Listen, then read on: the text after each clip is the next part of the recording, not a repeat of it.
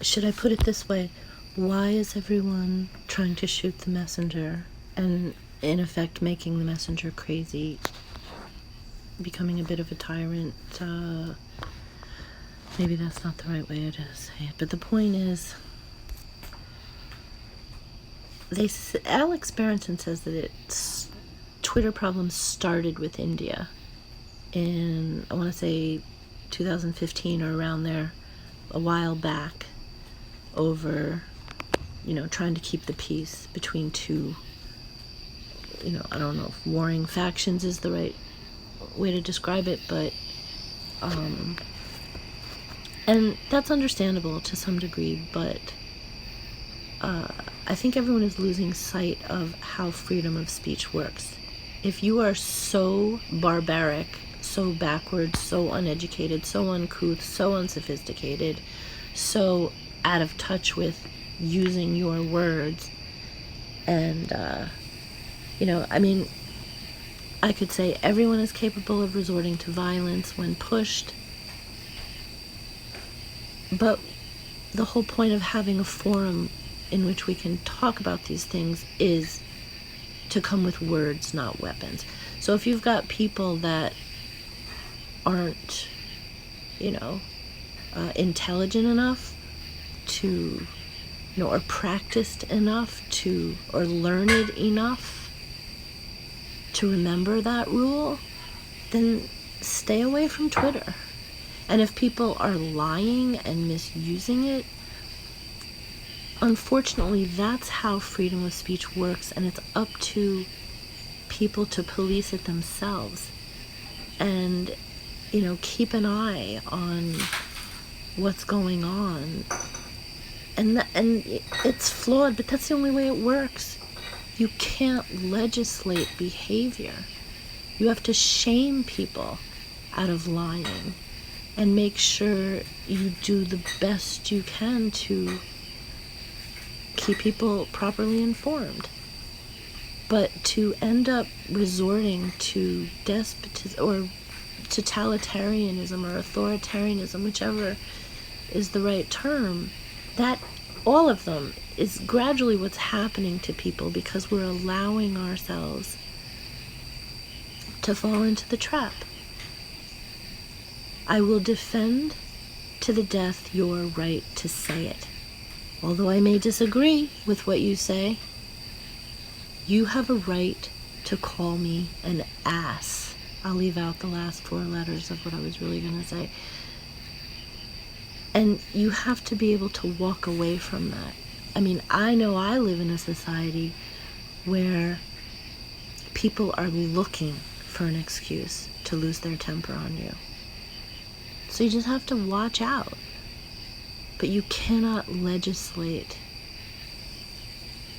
intelligence. You can't legislate behavior. So this is what my Twitter looks like today until it gives me that. My only option is to delete this tweet, which basically is not something that I should have to delete. The link is to Miranda Devine's interview from a couple days ago. This is on the 15th. And I was writing to her because she did a story about Facebook locking people out of their accounts, and it had just happened to me for no apparent reason. So I sent her a tweet upset that I might lose 15 years of my photos and all of this stuff. And this was my last tweet. So I wrote, what it says, 15 years of photos, posts, essays, most of it saved privately, which is the other irony. I use it like my private personal desk. And I go back, oh yeah, I want to read that. Oh yeah, remember that picture. It's like going into my bedroom. I don't want to make it sound enticing, but it's years of like stuff you just want, like keepsakes. And why else would they have private albums? But anyway, shut down why. And then this was to Miranda Devine. I don't know why. Oh, it says error loading page. Anyway, and then I should have put her name at the end of it, but I said one of the last things I posted was a copy of your interview last night on Fox, or maybe it was a criticism of Mayorkas. And in fact, to be fair, it was, I don't want to get into what it was, but that's another interesting aspect. Let me just get through this first, and I might go into that. But so why should I delete this tweet? That's really my only option. So I brought it to their attention. It says, if you think we made a mistake, tell us. And I did. And they just came back with the same determination. And I went through it again. This is me going through it again. Choose the koala. I am a human. And I'm pretty sure they're going to come back. But isn't it interesting that this was in my email, and then this was just before that one in my email? Look at how uniform it all looks, right? This is like within about 8 to 10 hours of each other, and I hadn't really done anything. So again, look at how uniform these things are. It's almost identical, larger font, not exactly the same thing, but it's kind of strange. One of them happened at 4:44 a.m. I think that was Facebook, and then Twitter happened at 1:43 p.m. just after I sent that tweet to Miranda Devine. So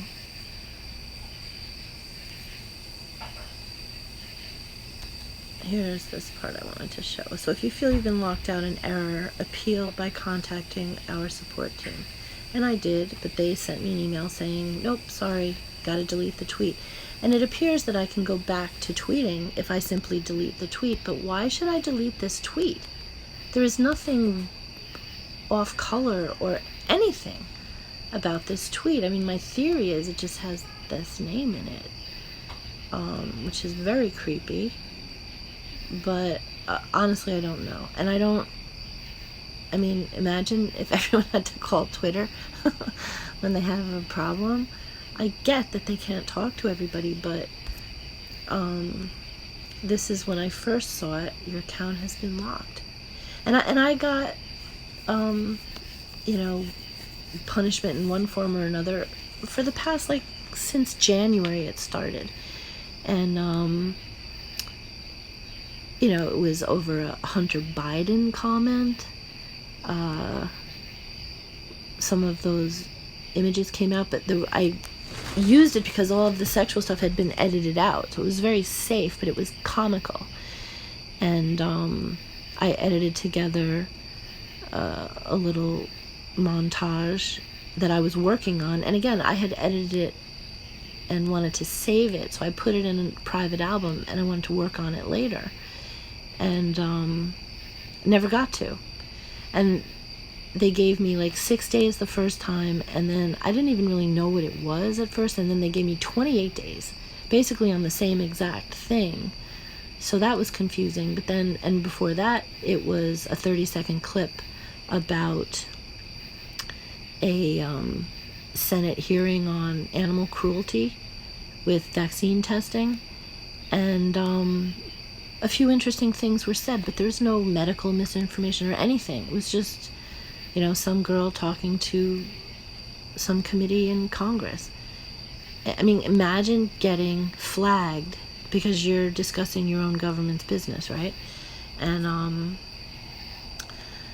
that's Twitter. And the other one before that was a screenshot of a monkeypox article when that first came out, that was just way back in May, I think.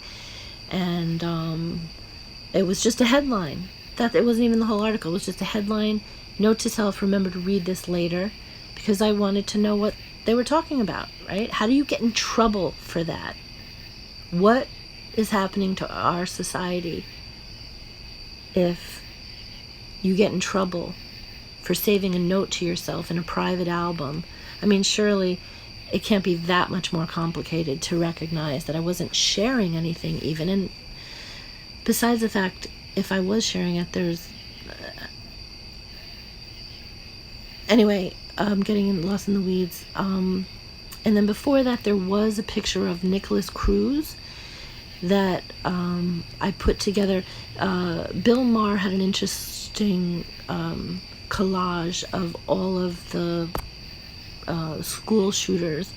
I think there were about 12 of them, pictures side by side. And as an artist, to me, that's interesting. That's an interesting graphic. And so I might want to use a graphic to highlight a point I'm trying to make and something that I want to write. And so for just simply having that photo as like a stock image I wanted to use for something later, they flagged that. And then the first one was something similar, and I think it was a girl in North Carolina who looked like a boy. I'm not sure if it's a boy or a girl. Could be a boy that looks like a girl. And across the t-shirt in like a pencil, very thin pen, probably, it said killer across the chest. And I don't even remember noticing that. And frankly, I'm not even sure what this was. I still don't. But I vaguely remember a very strange murder happening in Charlotte, North Carolina, I believe. And I mean, was it 3 years ago, maybe 4 years ago? I don't even remember. But at the time, I was interested in understanding. There might have been some transgender aspect to it, and I was going to try to make a point. And I didn't even notice the killer across the chest. I don't even know the name of the person. I was just using the image. And so the point is, I got flagged for that. I think that was the very first problem. And then every once in a while, they'll come back with, oh, yeah, you saved this 8 years ago. And by the way, there's some copyright music in here. And it's like, what? And it's like they go out of their way, create, and these are the new jobs they're creating, perhaps, for people who are having trouble, finding something that's, an appealing sounding career. And so, okay, let's get into tech, and we could be a fact checker. Even though we're idiots, we can go bother other people. And that's the other thing. They're in my private folders that not even my friends see. Nobody sees but me. I mean, I'm sure people at Facebook can see it, obviously, but you want to think, why would they want to? And you want to believe that there is some small semblance of decency left in the world where, people would, unless you really have to look at it, why would you? So I can't remember the name of the newspaper, not the Daily Call, no, not the Politico, it might have been Politico or something like that. It wasn't Politico though, I don't remember, but one of those, there's so many of those pseudo newspaper names, and one of them, almost remember the name, it's on the tip of my tongue, of the journalist, I say that loosely, and they wrote something about, which one was it? Oh yeah, there was an image of JFK saying something, some quote that he didn't actually say, something like that. And it's like, what? You're in my private album giving me a history lesson or correct. They don't know what I'm doing with that. Maybe I saw that it was an erroneous quote. I don't know. But it's gone past creepy. Anyway, so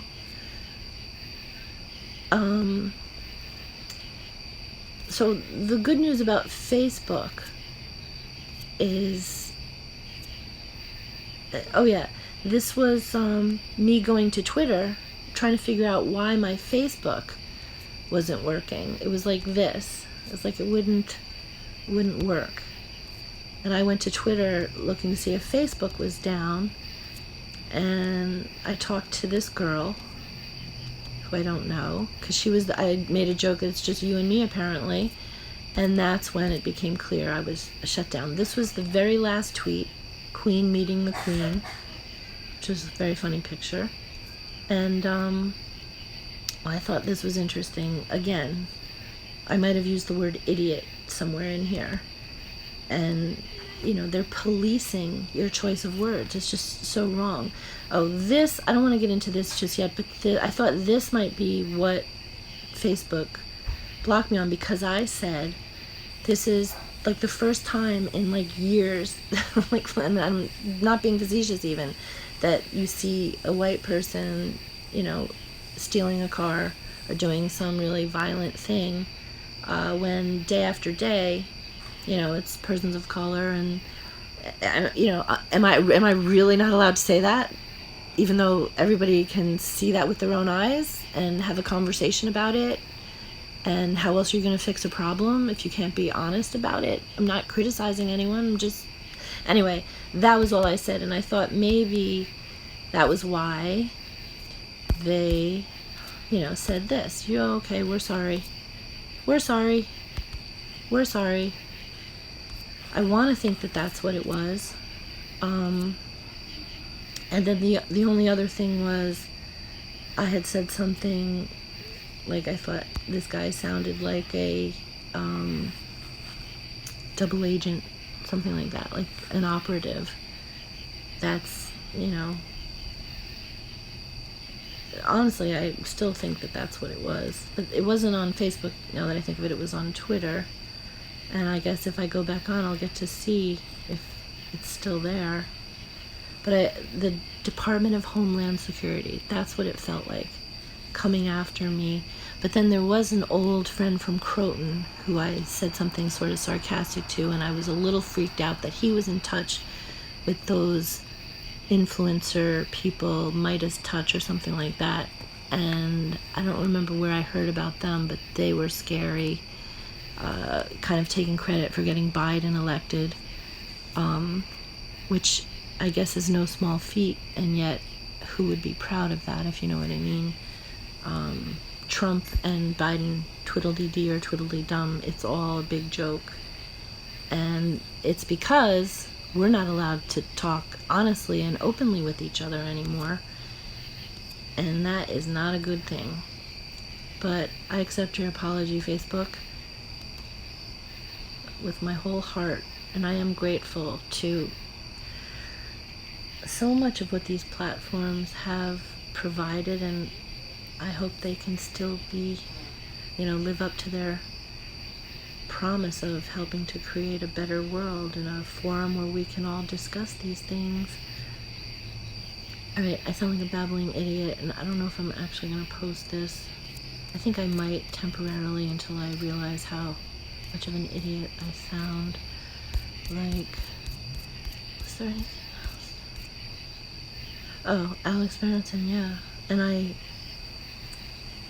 a couple of reporters, that's the last one, I sent, through Facebook, I sent the image of that tweet. Like, oh my God, look at what they're doing, are you hearing that they're doing this to a lot of people?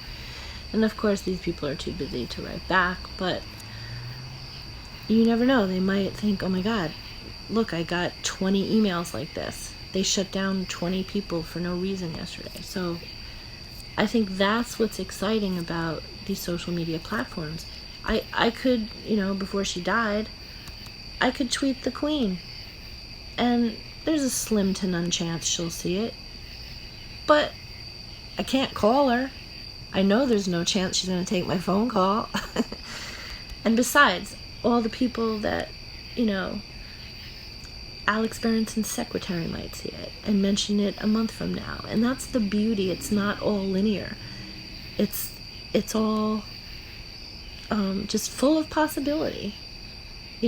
Like whispering into an influential person's ear with a fresh take on something, a new idea. I think Twitter is just brilliant.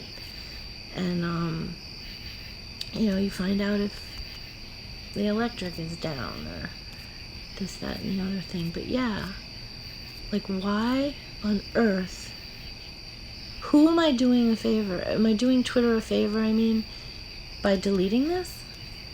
Why would I delete that? And I don't mind deleting it. I can live without this tweet. But by clicking delete, you acknowledge that this tweet violated the Twitter rules, and it didn't. So how do I tell them that they're wrong? I mean, I've tried twice through an automated format, but I won't hold my breath. Or maybe I will.